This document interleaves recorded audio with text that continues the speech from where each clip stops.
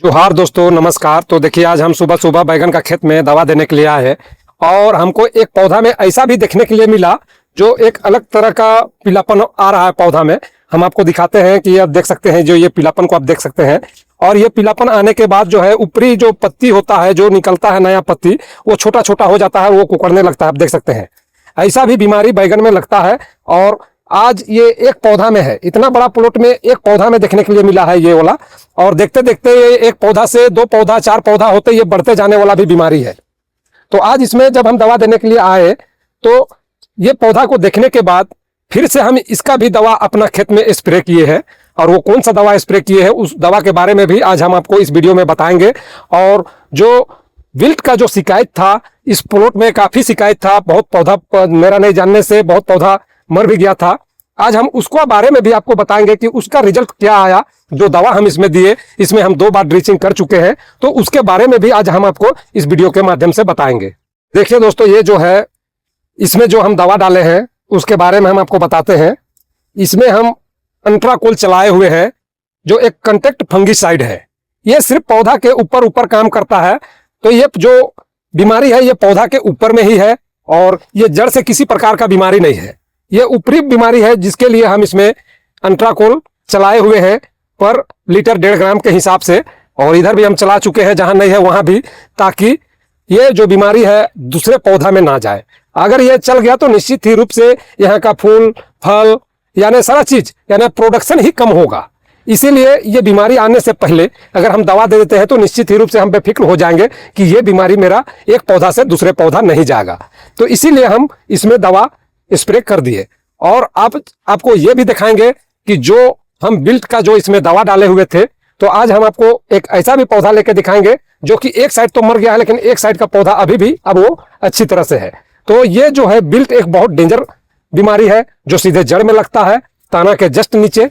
तो उसको भी बचाना बहुत ही जरूरी है, कि वो ऐसा बीमारी है कि एक पौधा से दूसरा पौधा। और जैसे आप देख सकते हैं, जैसे यहाँ अगर विल्ट लगा हुआ है, ये पौधा मर गया तो सामने का ही पौधा में फिर से वो पकड़ता है और सामने का ही पौधा मरता है। इस तरह से खेत भी पूरी तरह से खाली हो जाता है। ऐसा नहीं, और जिधर ये जो विल्ट का शिकायत ज्यादा होता है उस एरिया का ज्यादातर पौधा मरने लगता है। तो चलिए हम आपको लेकर चलते हैं नीचे साइड में, जिधर की मेरा बहुत ज्यादा शिकायत था। शिकायत तो इधर भी था, काफी मात्रा में इधर भी था, लेकिन अब देख सकते हैं यहाँ जो है अब बहुत ही सुधार हो गया है। कहीं पर भी आपको यहाँ पर एक भी पौधा मरा हुआ दिखाई नहीं पड़ेगा।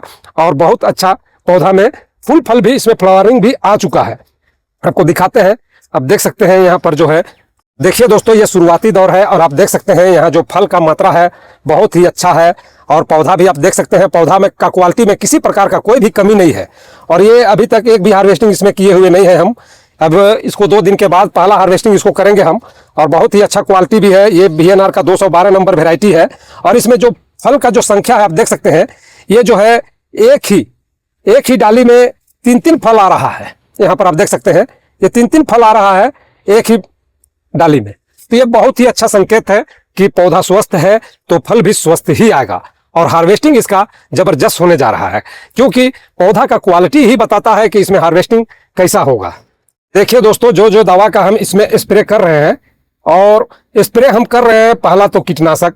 ये जो समय है बैगन का अभी जो काफी मात्रा में फूल फल आया हुआ है, तो इस समय में विशेष ध्यान देना पड़ता है कीड़ा दवा का, जो कि एक बार कीड़ा अगर लग गया तो निश्चित ही रूप से मेरा 2-3 हार्वेस्टिंग तो हम इसको सुधार ही नहीं पाएंगे। क्योंकि छोटा से बड़ा सभी फल में कीड़ा आ जाने के बाद वो निश्चित ही रूप से 2-3 हार्वेस्टिंग तक इसको सुधार पाना बहुत मुश्किल हो जाता है। तो विशेष ध्यान देना है कि इस अवस्था में कीड़ा का, और साथ साथ अगर कोई बीमारी आ रहा है तो उसका भी दवा आप उसमें दे सकते हैं। तो हम आपको सबसे पहले बताते हैं कीड़ा का दवा का। ये देखिए, सेमोडिस हम इसमें चला रहे हैं। लगातार मेरा इसमें चौथा बार स्प्रे हो रहा है। और जब भी हम स्प्रे करते हैं तो हर 5वां दिन में स्प्रे करते हैं इसमें। पिछला बार तो लगभग 7 दिन में स्प्रे किए, काहे कि मौसम खराब था और बारिश हो रहा था, जिसके कारण से 2 दिन एक्स्ट्रा समय मेरा ओवर हो गया। लेकिन दवा सटीक पड़ने के कारण इसमें किसी प्रकार का कीड़ा नहीं आया था। लेकिन आदमी को हमेशा, हर किसान को हम कहते हैं कि कम से कम 5 दिन में बैगन में दवा स्प्रे कर देना चाहिए। ये जो सेमोडिस है उसको हम पर लीटर पानी में 1.5 ml के हिसाब से इसको हम घोल बनाते हैं। और दूसरा, ये भी कीटनाशक के ही रूप में हम इसको दे रहे हैं, इमामेक्टिन, जो कि इसको हम पर लीटर पानी 1 ग्राम का हिसाब से घोल बना रहे हैं। और तीसरा रह गया आपका जो व्हाइट फ्लाई के लिए हम ये फिनिश चला रहे हैं।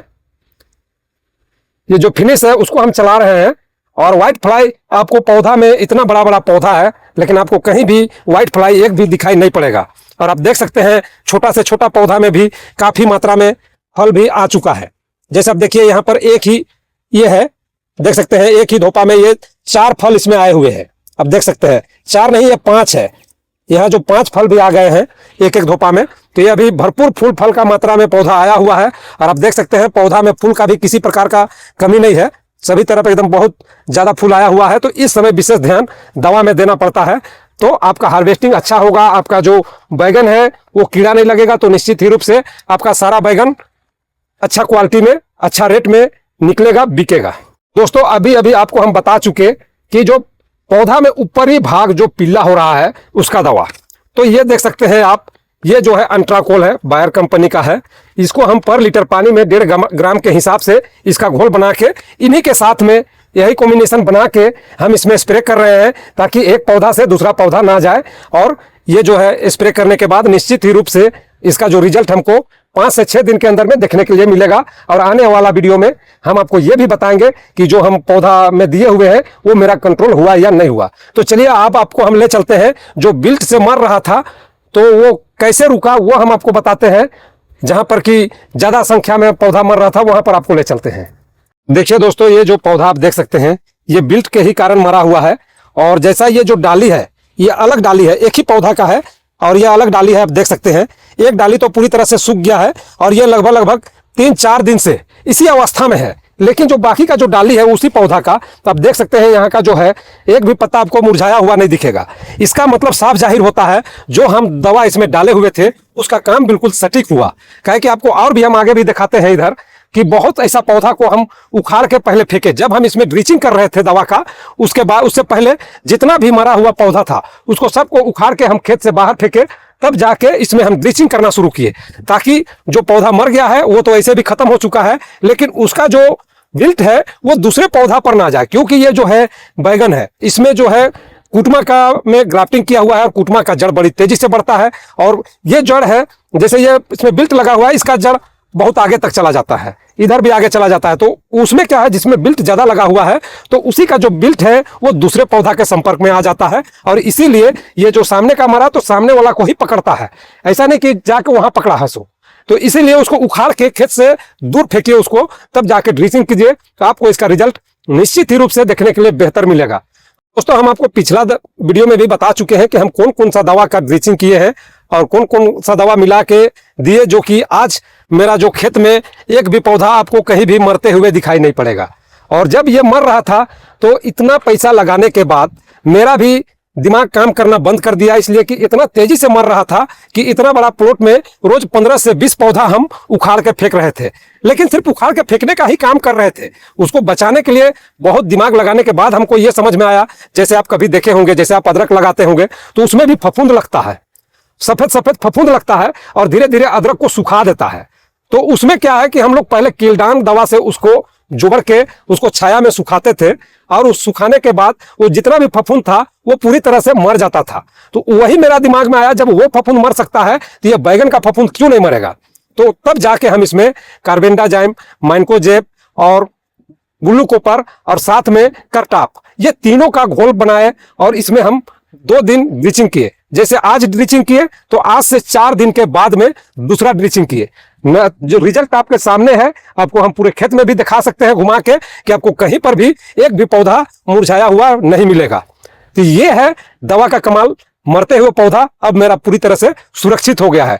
तो दोस्तों आज का वीडियो हम यही समाप्त करते हैं, आगे भी आपको हम इसी प्रकार का जानकारी देते रहेंगे। और आप मेरे चैनल को अगर सब्सक्राइब नहीं किए हैं तो कर ले, क्योंकि आने वाला समय में इससे अच्छी जानकारी हम आप तक पहुंचाते रहेंगे। तो धन्यवाद।